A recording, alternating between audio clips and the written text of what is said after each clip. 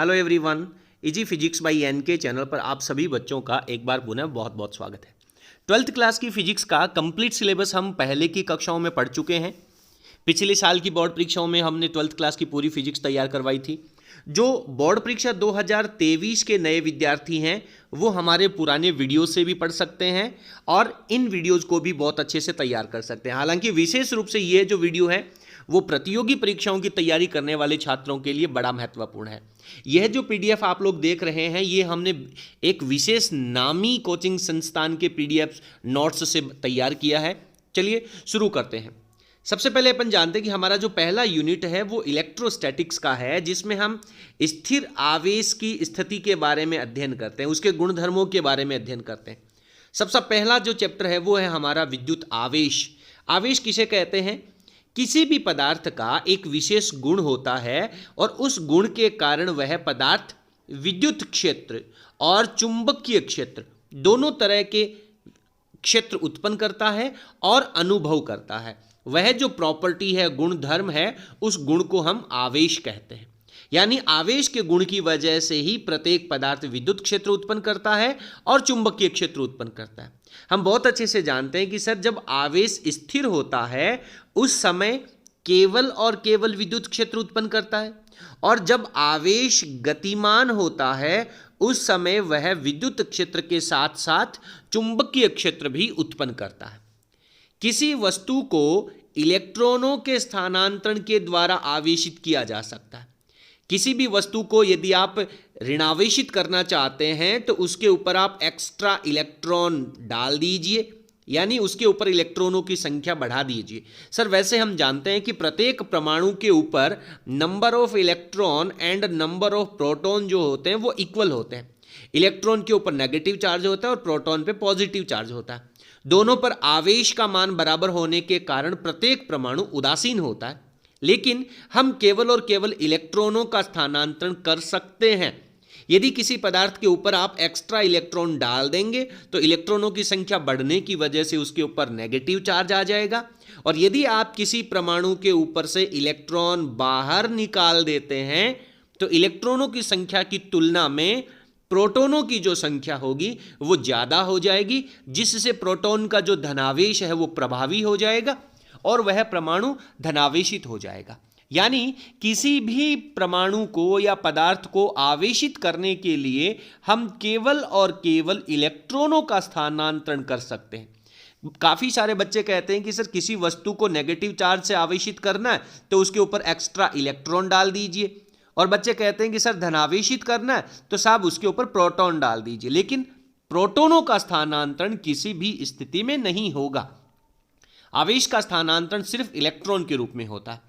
आगे कह रहा है कि इलेक्ट्रॉन और प्रोटॉन जैसे कणों का अपना स्वयं का आवेश होता है। इलेक्ट्रॉन के ऊपर नेगेटिव चार्ज होता है, प्रोटॉन के ऊपर पॉजिटिव चार्ज होता है। और सर हम जानते हैं कि परमाणु के नाभिक में एक तीसरा पार्टिकल और भी होता है जिसे हम लोग न्यूट्रॉन कहते हैं, और न्यूट्रॉन के ऊपर जो आवेश होगा वो जीरो चार्ज होगा, यानी न्यूट्रॉन उदासीन पार्टिकल होता है। ये सामान्य प्रॉपर्टीज हैं यहाँ पर।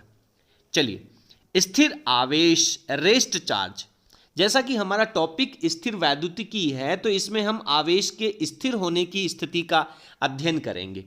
केवल विद्युत क्षेत्र उत्पन्न करता है। जब आवेश स्थिर अवस्था में होता है तो वो केवल और केवल विद्युत क्षेत्र उत्पन्न करता है। एक समान वेग से गतिमान आवेश होता है वो विद्युत क्षेत्र भी उत्पन्न करता है, उसके साथ साथ चुंबकीय क्षेत्र भी उत्पन्न करता है। देखिए, जब बच्चा बहुत छोटा होता है तो वो एक जगह बैठा रहता है, उसको चलना नहीं आता है। तो प्रारंभ में हम पढ़ रहे हैं कि आवेश स्थिर है, वो बैठा हुआ आवेश है, तो वो विद्युत क्षेत्र उत्पन्न करेगा। कुछ दिनों बाद में बच्चा जो है वो एक नियत वेग से गति करना शुरू करता है, तो उस समय उसके ऊपर विद्युत क्षेत्र और चुंबकीय क्षेत्र दोनों उत्पन्न करेगा। लेकिन जब वो बड़ा हो जाता है तो वो असमान वेग से गति करने लग जाता है, यानी वो अपनी स्पीड बढ़ा देता है। और जब आवेश की गति में त्वरण उत्पन्न हो जाएगा, असमान वेग का मतलब क्या है? वेग में परिवर्तन, और वेग में परिवर्तन को हम क्या कहते हैं? त्वरण कहते हैं। यानी कि आवेश की जो त्वरित गति होती है उस समय विद्युत क्षेत्र भी होगा, चुंबकीय क्षेत्र भी होगा, इसके साथ साथ विद्युत चुंबकीय तरंगें भी उत्पन्न करेगा। यानी स्थिर आवेश केवल इलेक्ट्रिक फील्ड जनरेट करता है, नियत वेग से गतिमान आवेश इसके साथ साथ चुंबकीय क्षेत्र भी उत्पन्न करता है, और असमान वेग कह दीजिए या त्वरित वेग कह दीजिए, वो इलेक्ट्रोमैग्नेटिक वेव्स भी उत्पन्न करता है, विद्युत चुंबकीय तरंगें भी उत्पन्न करता है। चलिए इसके बाद में हम इस टॉपिक को एक उदाहरण के द्वारा समझते हैं। उदाहरण कह रहा है कि एक वृत्ताकार पथ में एक समान चाल से गतिमान इलेक्ट्रॉन उत्पन्न करेगा। एक वृत्ताकार पथ है, इस वृत्ताकार पथ में कोई आवेश है, एक इलेक्ट्रॉन है, वो गति कर रहा है, लेकिन वो एक समान चाल से गति कर रहा है। तो वो कौन सा टॉपिक, कौन सा ऑप्शन सही होगा? क्या विद्युत क्षेत्र उत्पन्न करेगा, क्या चुंबकीय क्षेत्र उत्पन्न करेगा, या फिर विद्युत और चुंबकीय क्षेत्र उत्पन्न करेगा, या फिर विद्युत चुंबकीय क्षेत्र के साथ साथ इलेक्ट्रोमैग्नेटिक वेव्स भी उत्पन्न करेगा? देखिए, एक समान चाल का मतलब क्या है? नियत गति से गति कर रहा है, नियत स्पीड से गति कर रहा है, लेकिन जैसे जैसे वो आगे की तरफ बढ़ेगा उसके वेग की दिशा, उसके मुंह की दिशा बदल जाएगी। आप सभी लोग बहुत अच्छे से जानते हैं कि हर पॉइंट के ऊपर उसके वेग की जो डायरेक्शन है वो स्पर्श रेखा की दिशा में है। वेग एक सदिश राशि होता है और सदिश राशि में परिमाण के साथ साथ दिशा का भी ज्ञान होता है। यहाँ पर ये एक नियत चाल से गति कर रहा जो आवेश है, इसमें वेग का मान नियत नहीं होगा। क्यों नहीं होगा? क्योंकि हालांकि इसका परिमाण तो समान है, लेकिन इसकी डायरेक्शन बदल रही है और वेग एक सदिश राशि है। इसलिए एक वृत्ताकार पथ के ऊपर नियत चाल से गति करने वाला जो इलेक्ट्रॉन है उसका वेग असमान वेग माना जाएगा, असमान वेग माना जाएगा। चूंकि वेग में परिवर्तन हो रहा है, संख्यात्मक वैल्यू में नहीं हो रहा है, डायरेक्शन में चेंज हो रहा है, और असमान वेग से गति करने वाले इलेक्ट्रॉन के कारण विद्युत क्षेत्र, चुंबकीय क्षेत्र और इलेक्ट्रोमैग्नेटिक वेव्स उत्पन्न होगी। ऑप्शन नंबर 4 जो है वो इसका राइट आंसर होगा। बहुत महत्वपूर्ण प्रश्न है, अनेक प्रतियोगी परीक्षाओं में पूछा गया प्रश्न है। चलिए इसका सॉल्यूशन पढ़ते हैं। चौथा ऑप्शन सही होगा, क्योंकि वृत्ताकार पथ में गतिशील कण वेग एक समान नहीं रहता है। हालांकि चाल समान है, उसका संख्यात्मक वैल्यू बराबर है, लेकिन उसकी डायरेक्शन डिफरेंट होने की वजह से उसका वेग एक समान नहीं है। इस एक क्षण उसके वेग की दिशा बदलती रहती है, हर एक क्षण उसके वेग की डायरेक्शन बदलती रहती है, इसलिए असमान वेग माना जाएगा। दोलित आवेश के लिए भी उपरोक्त संकल्पना लागू होती है। दोलित आवेश का मतलब कक्षा 11 में आपने दोलन गति पढ़ी होगी।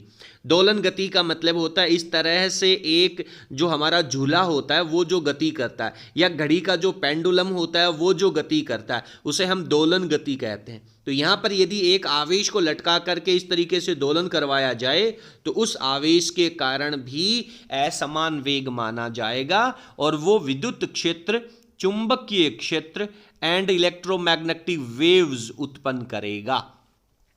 आगे बढ़ते हैं। आवेश का मात्रक, आप सभी बच्चों ने बहुत अच्छे से पढ़ा होगा। आवेश का मात्रक, सर आवेश का SI मात्रक, सर आवेश किसे कहते हैं? सर हमने बहुत छोटी कक्षाओं में पढ़ा था विद्युत धारा। सर विद्युत धारा में हमने पढ़ा था आवेश प्रवाह की दर को विद्युत धारा कहते हैं।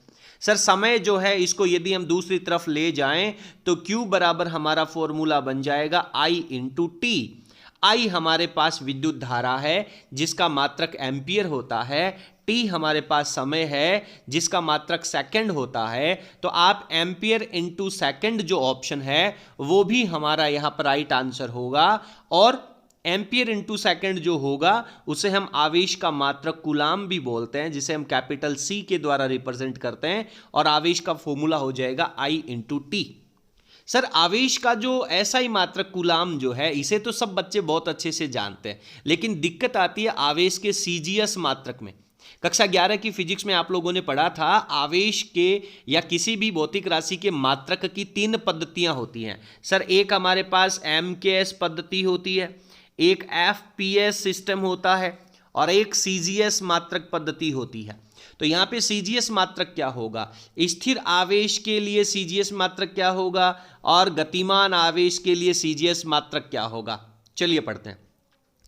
स्थिर आवेश के लिए इसका जो एसआई मात्रक है उसे हम स्टेट कूलाम कहते हैं, इसे हम इलेक्ट्रोस्टेट यूनिट भी बोलते हैं और इसे हम फ्रैंकलिन भी बोलते हैं।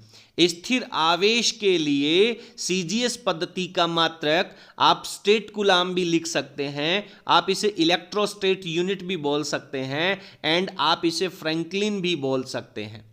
और एक इलेक्ट्रोस्टेट यूनिट की जो वैल्यू होती है वो 1/3 × 10⁻⁹ और यदि ये जो 3 × 10⁻⁹ है इसको मल्टीप्लाई में ले जाऊं तो 1 coulomb equals to 3 × 10⁻⁹ electrostatic unit हो जाएगा। यानी एक कूलम के अंदर 3 × 10⁻⁹ इलेक्ट्रोस्टेट यूनिट होता है। ये स्थिर आवेश की स्थिति है।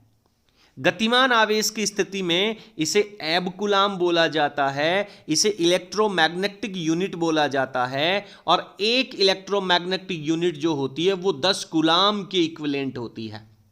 यानी कि 1 कूलाम यदि हमें यहाँ पे लिखना है तो ये 10 जो है वो बटा में चला जाएगा, इसे जब अपन ऊपर लेकर आएंगे तो 10⁻⁻1 लग जाएगा और इसे हम EMU लिखेंगे। यानी 1 कूलाम बराबर 10⁻⁻1 इलेक्ट्रोमैग्नेटिक यूनिट EMU लिखा जाता है। तो स्थिर स्थिति में और गतिमान आवेश की स्थिति में सीजीएस मात्रक की जो कहानी है वो आप सभी को बहुत अच्छे से पता होनी चाहिए। सर अन्य मात्रक क्या क्या होंगे? देखिए, आवेश का जो सबसे बड़ा मात्रक होता है वो होता है हमारा फैराडे, इसे हम फैराडे कहते हैं।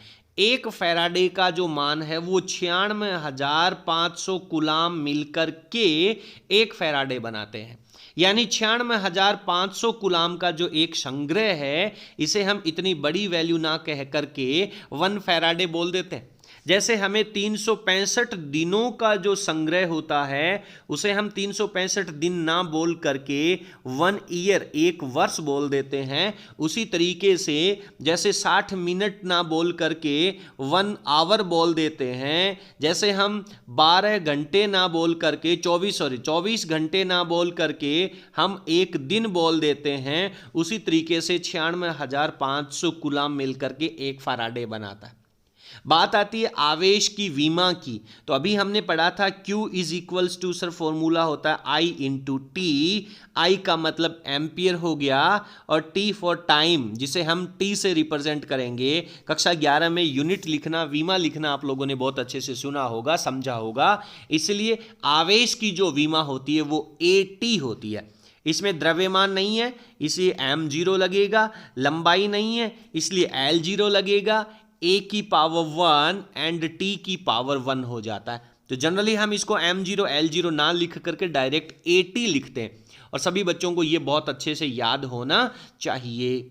एक बड़ा इंपॉर्टेंट प्रश्न यहाँ पे दिया गया है कि आवेश का जो सबसे छोटा मात्रक होता है वो हमारा इलेक्ट्रोस्टेट यूनिट कह दीजिए, या फिर आप इसे स्टेट कूलाम कह दीजिए, या फिर आप इसे फ्रैंकलिन कह दीजिए। आवेश का सबसे छोटा मात्रक और आवेश का जो सबसे बड़ा मात्रक होता है वो फैराडे होता है, जिसकी वैल्यू हमने 96,500 कूलाम यहाँ पे पढ़ी है।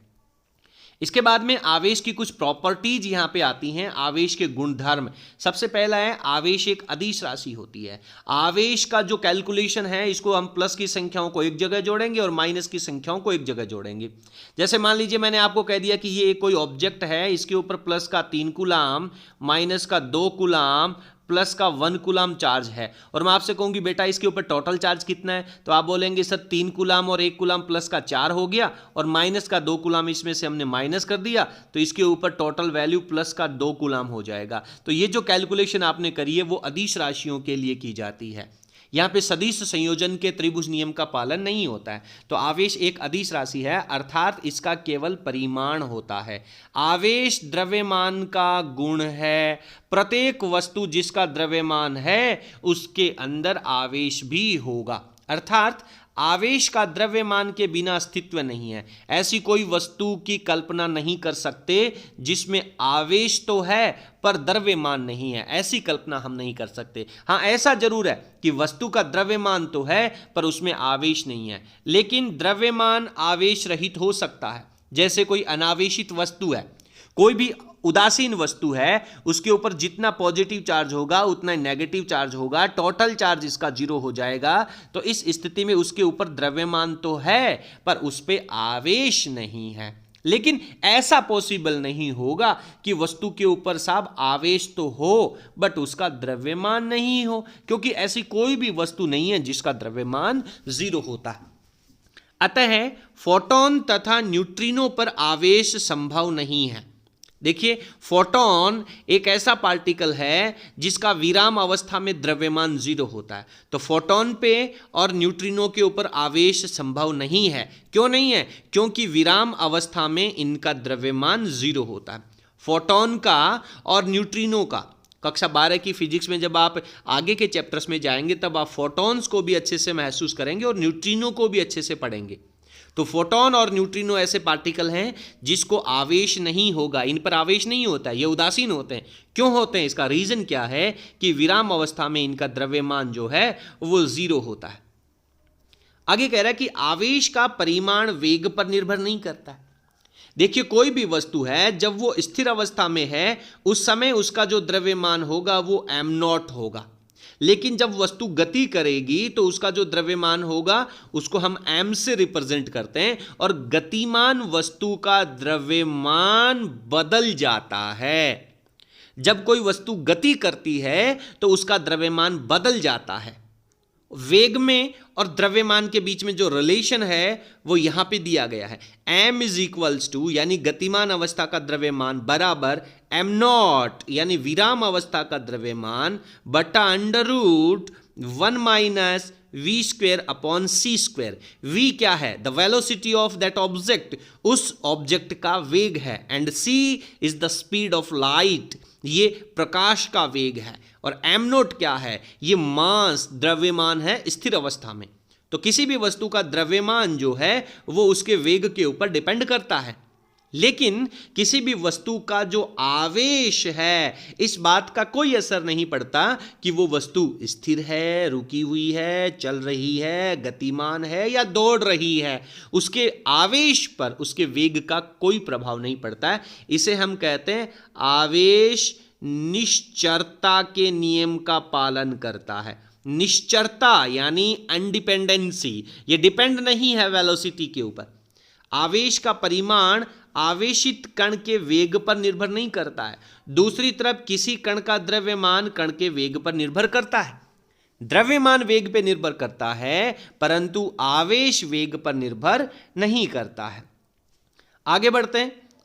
अगली जो प्रॉपर्टी है वो है आवेश संरक्षित रहता है। आवेश को हम उत्पन्न नहीं कर सकते, आवेश को हम नष्ट नहीं कर सकते। जैसे आप लोगों ने ऊर्जा संरक्षण का नियम पढ़ा होगा ना, ऊर्जा संरक्षण का नियम पढ़ा होगा कि ऊर्जा को ना उत्पन्न किया जा सकता ना नष्ट किया जा सकता, केवल एक फॉर्मेट से दूसरे फॉर्मेट में बदला जा सकता है। तो उसी तरीके से आवेश को भी उत्पन्न और नष्ट नहीं किया जा सकता है। आवेश, हर एक वस्तु का आवेश हमेशा संरक्षित रहता है। किसी विलगित निकाय, देखिए विलगित शब्द जो है इसको अंग्रेजी में कहते हैं आइसोलेट, और आप लोगों ने अभी कोविड-19 के टाइम में आइसोलेट का जो शब्द है वो बहुत अच्छे से पढ़ा होगा। यानी जिस वस्तु को बाहर के वातावरण से कट ऑफ कर दिया जाए, बाहर के वातावरण से, बाहर के निकाय से उसका कोई लेना देना नहीं होता है, ऐसे निकाय को हम विलगित निकाय कहते हैं। किसी विलगित निकाय का कुल आवेश सदैव संरक्षित रहता है, उसका जितना चार्ज है उतना ही रहेगा। आप उसे ना आवेश बाहर से दे सकते हैं और ना वो अपना आवेश बाहर ट्रांसफर कर सकता है। जब हम दो वस्तुओं को रगड़ते हैं तो एक वस्तु आवेश ग्रहण करती है और दूसरी वस्तु आवेश त्याग देती है। यानी एक वस्तु आवेश दे देगी, दूसरी वस्तु आवेश ग्रहण कर लेगी, तो आवेश का केवल स्थानांतरण हुआ, आवेश उत्पन्न नहीं हुआ। कोई भी नया आवेश ना तो उत्पन्न होता है और ना ही नष्ट होता है। कभी कभी प्रकृति अनावेशित कण उत्पन्न करती है। जैसे उदाहरण के लिए मान लीजिए कि एक न्यूट्रॉन है, वो एक प्रोटॉन तथा एक इलेक्ट्रॉन में परिवर्तित हो जाता है। भाई साहब, एक न्यूट्रॉन है, न्यूट्रॉन पे टोटल चार्ज कितना? 0। प्रोटॉन पे टोटल चार्ज कितना?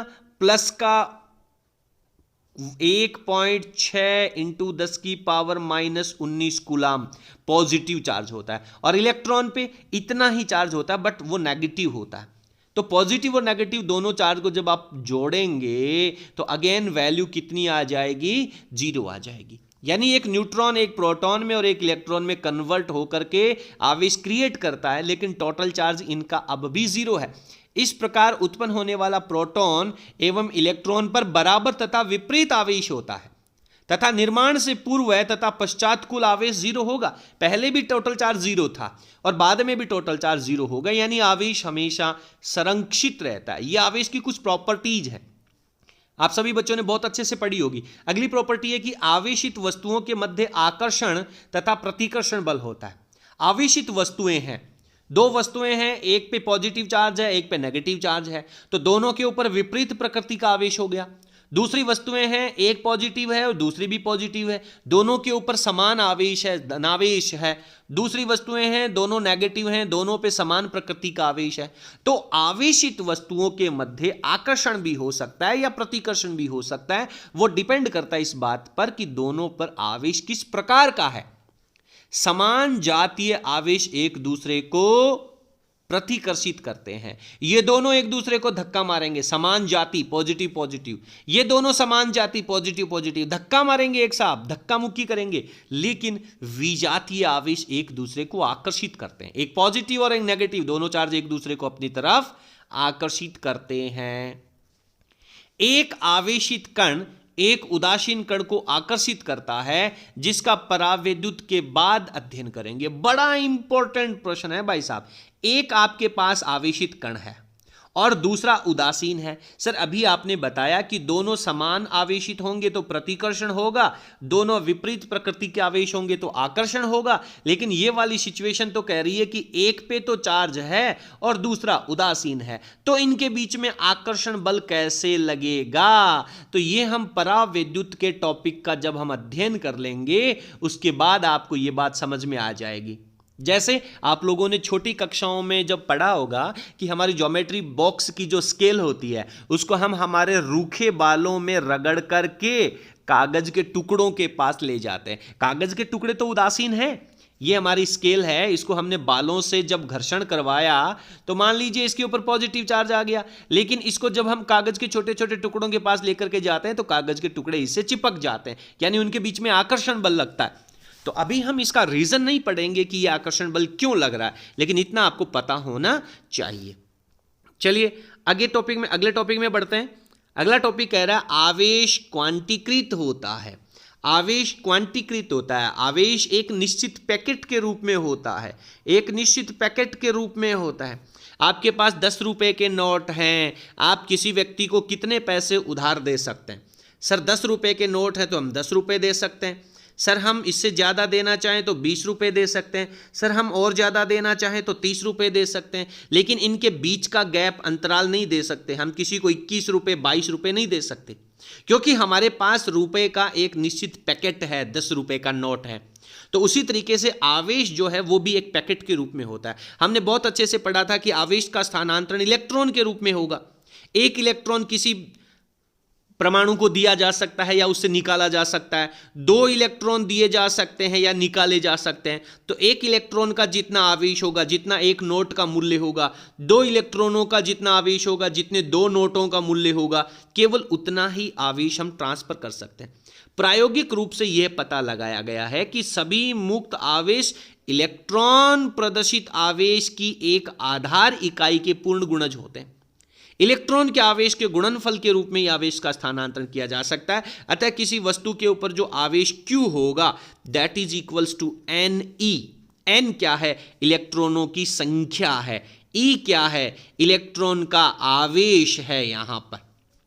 तो फॉर्मूला बनेगा हमारे पास Q is equals to Ne, जहां N एक पूर्णांक जो धनात्मक या ऋणात्मक हो सकता है। धनात्मक का मतलब इलेक्ट्रॉनों की संख्या बढ़ेगी तो ये पॉजिटिव आंसर आ जाएगा, यानी पॉजिटिव संख्या है इलेक्ट्रॉनों की। और यदि इलेक्ट्रॉनों की संख्या घटेगी यानी हम उसके ऊपर से इलेक्ट्रॉन बाहर निकाल देंगे। आवेश की यह अवधारणा या आधार इकाई इलेक्ट्रॉन या प्रोटॉन का आवेश ही है। इसे हम आवेश का क्वांटीकरण कहते हैं। एक आवेश का जो पैकेट होता है वो 1.6 × 10⁻⁻19 कूलाम होता है। इसे हम आवेश का क्वांटा भी कहते हैं। और एक कूलाम आवेश में कितने इलेक्ट्रॉन होंगे? 6.25 इंटू 10 की पावर 18 इलेक्ट्रॉन मिलकर के 6.25 इंटू 10 की पावर 18 इलेक्ट्रॉन जब मिलेंगे तो वो 1 कूलाम चार्ज बनाएंगे। आवेश का क्वांटीकरण का जो सर्वप्रथम वैद्युत अपघट्य प्रायोगिक नियमों के द्वारा अंग्रेजी प्रयोग फैराडे ने किया था।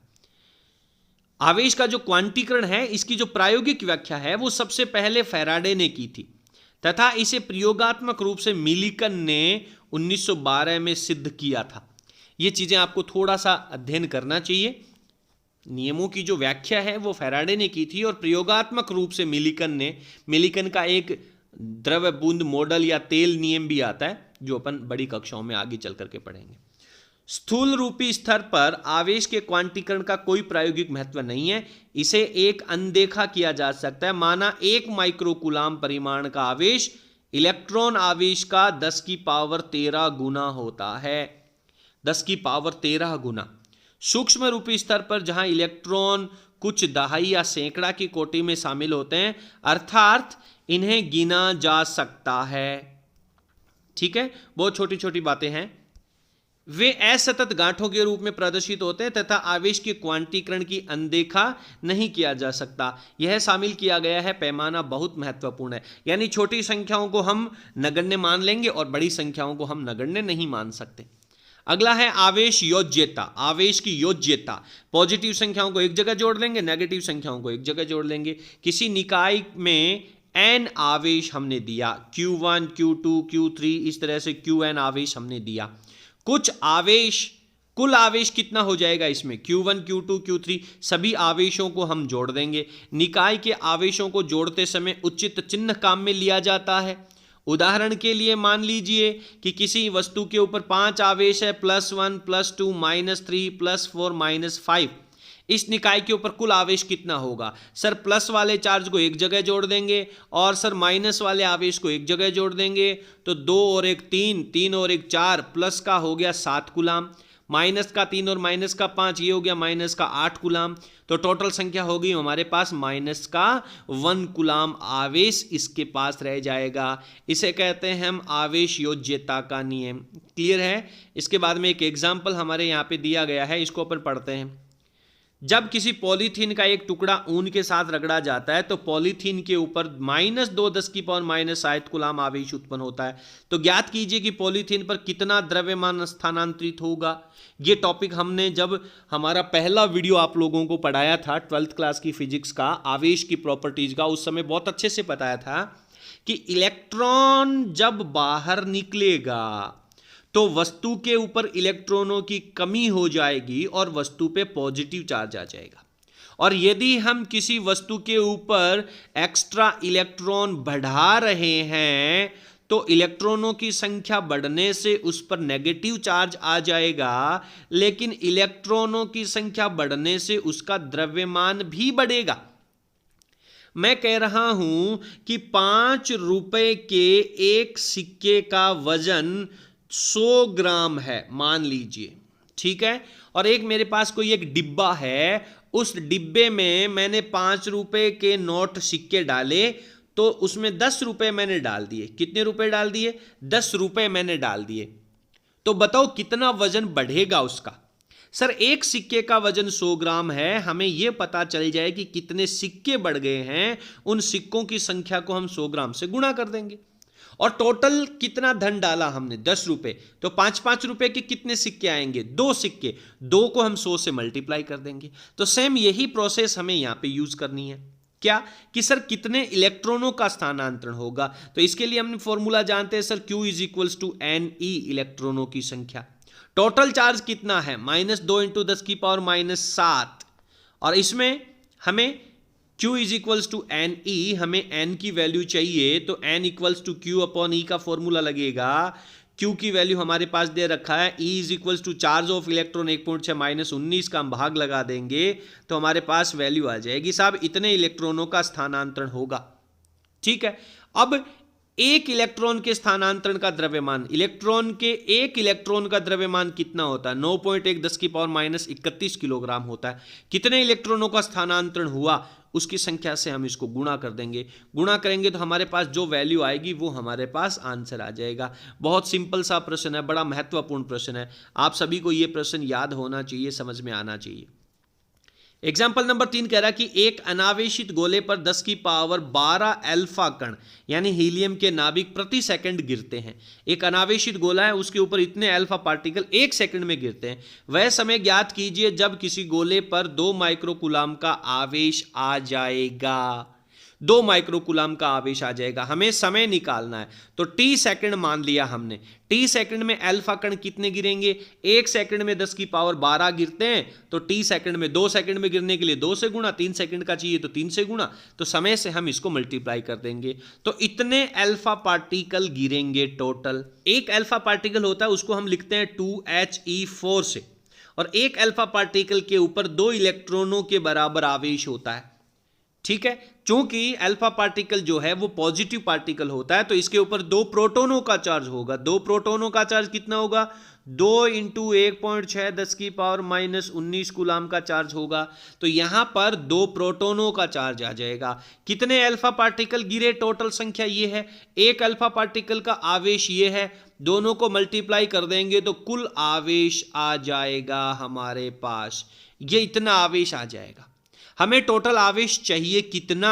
2 × 10 की पावर माइनस 6 चार्ज हमें चाहिए, और हमें वैल्यू किसकी निकालनी है? टी की निकालनी है। तो टी की वैल्यू निकालने के लिए ये जो बाकी बची हुई संख्या है वो कहाँ चली जाएगी? डिवाइड में चली जाएगी, डिवाइड में चली जाएगी। और ई की वैल्यू हम यहाँ पे 1.6 10 की पावर माइनस 19 रिप्लेस कर देंगे। जब इस कैलकुलेशन को सॉल्व करेंगे तो 6.25 सेकेंड हमारा आंसर आ जाएगा। उम्मीद करता हूं कि ये प्रश्न आप सभी को अच्छे से समझ में आ गए होंगे। कुछ अभ्यास प्रश्न यहाँ पे दिए गए हैं, इनको भी आप लोगों को सोल्व करना चाहिए। एक चालक के ऊपर कुल आवेश इतना धनात्मक आवेश है तो चालक पर कितने इलेक्ट्रॉन अधिक या कम होंगे? इतना धनात्मक आवेश है, धनात्मक आवेश आने के लिए हमें इलेक्ट्रॉनों की क्या करनी पड़ेगी? कमी करनी पड़ेगी। Q = Ne का फॉर्मूला, N हमें चाहिए तो Q/E लग जाएगा फॉर्मूला। Q की वैल्यू ये है, और इसमें 1.6 × 10 की पावर माइनस 19 से इसे हम डिवाइड कर देंगे तो 15 इलेक्ट्रॉनों की कमी आ जाएगी हमारे पास। दूसरा प्रश्न कह रहा है कि एक 7 नाइट्रोजन 14 के नाभिक में कुल आवेश कितना होगा? नाभिक में तो प्रोटॉन होते हैं भाई साहब। कितने प्रोटॉन? जितना परमाणु क्रमांक है उतने ही प्रोटॉन होंगे। तो 7 × 1.6 10 की पावर माइनस से हम इसे मल्टीप्लाई कर देंगे तो इतना टोटल चार्ज उसके ऊपर आ जाएगा। तीसरा प्रश्न कह रहा है कि क्या एक वस्तु के ऊपर आवेश हो सकता है? क्या किसी वस्तु के ऊपर इतना आवेश या इतना आवेश हो सकता है? तो सर हम फॉर्मूला जानते हैं, Q = Ne। N का फॉर्मूला निकाल लेंगे हम Q/E। इस टोटल चार्ज में एक इलेक्ट्रॉन के आवेश का भाग लगा देंगे। यदि इलेक्ट्रॉनों की संख्या पूर्ण संख्या आई, दशमलव में संख्या नहीं आई, तो हम कह देंगे कि आ जाएगा, अन्यथा नहीं आएगा। तो 1.6 का भाग लगा दीजिए 1.6 का, तो 16 दूनी 32 भी आ जाता है। उसके बाद में 16 × 43, 16 × 48 ये भी आ जाता है। 16 चौक 64, लेकिन यहाँ पर हमारे पास 10 की पावर दे रखी है। तो Q = Ne, N = Q/E के फॉर्मूले से आप इन वैल्यू को सॉल्व कर लेना। अगर N की वैल्यू दशमलव की वैल्यू आती है तो हम इलेक्ट्रॉन का ट्रांसफर नहीं कर सकते, अदरवाइज कर सकते हैं। चलिए अगला प्रश्न, लास्ट प्रश्न है। सत्य और असत्य कथन का चिन्ह कीजिए। ब्रह्मांड का कुल आवेश धनावेश नियत है, ये तो गलत है। ब्रह्मांड में कुल आवेश जो है वो 0 है। ब्रह्मांड में आवेशित पिंडों की संख्या नियत है, बिल्कुल ये भी गलत है। आवेश तो हम बदल सकते हैं, एक वस्तु से दूसरी वस्तु के ऊपर आवेश जा सकते हैं, आवेशित कर सकते हैं। ब्रह्मांड का कुल आवेश नियत है, बिल्कुल सत्य है। ब्रह्मांड में टोटल चार्ज नियत है हमारा। पहला स्टेटमेंट हमारा फॉल्स है, दूसरा फॉल्स है, तीसरा स्टेटमेंट ट्रू है। आवेश उत्पन्न नहीं किया जा सकता, ट्रू स्टेटमेंट है। ब्रह्मांड का कुल धनावेश बढ़ाया जा सकता है, परंतु उतनी ही मात्रा में ऋणावेश भी बढ़ेगा। बिल्कुल सही है। धनावेश का मान बढ़ाओगे तो उतनी ही मात्रा के अंदर उसका ऋणावेश भी बढ़ेगा। ये ट्रू एंड फॉल्स के कुछ प्रश्न हैं, ये आप लोगों को अच्छे से समझने चाहिए। ठीक है, इसके बाद में है आवेश, चालक के ऊपर आवेश। यदि किसी वस्तु को जब आप आवेशित करेंगे और अगर वस्तु चालक है तो हम जानते हैं कि चालक होने की वजह से आवेशों का गति होगी और सारे के सारे एक ही प्रकृति के आवेश होंगे तो वो एक दूसरे को प्रतिकर्षित करेंगे, इसलिए सारा का सारा आवेश कहाँ चला जाएगा, सतह पे चला जाएगा। जो भी चालक वस्तु है, चाहे वो ठोस हो चाहे वो खोखली वस्तु हो, इसको दिया गया आवेश, यदि वस्तु चालक है तो दिया गया आवेश कहाँ जाएगा, सतह पर चला जाएगा। और यदि वस्तु अचालक है, कुचालक है, इंसुलेटर है, तो उसको दिया गया आवेश जहां देंगे वहीं रहेगा। यदि वस्तु खोखली है तो भाई साहब खोखली वस्तु है तो आवेश देंगे कहाँ हम, सरफेस पे, तो वह आवेश सतह पे रह जाएगा। और यदि वस्तु ठोस है तो इसको हम आवेश कहाँ देंगे, अंदर इसके आयतन में देंगे, तो पूरा का पूरा आवेश इसके आयतन में चला जाएगा। चालक वस्तुओं को दिया गया आवेश सरफेस पे, अचालक वस्तुओं को जहां आवेश देंगे वहीं रह जाएगा। खोखली है तो सरफेस पे, तो ये चालक की तरह भांति कार्य करेगा, और यदि ठोस है तो आवेश उसके आयतन में चला जाएगा। आज के इस वीडियो में इतना ही। आपको हमारा आज का ये वीडियो कैसा लगा प्लीज़ आप हमें कमेंट सेक्शन में ज़रूर लिखिएगा। यदि वीडियो पसंद आया हो तो प्लीज़ आप इसे अपने फ्रेंड्स के साथ शेयर जरूर करें। आज की क्लास में इतना ही, बहुत बहुत धन्यवाद, थैंक यू।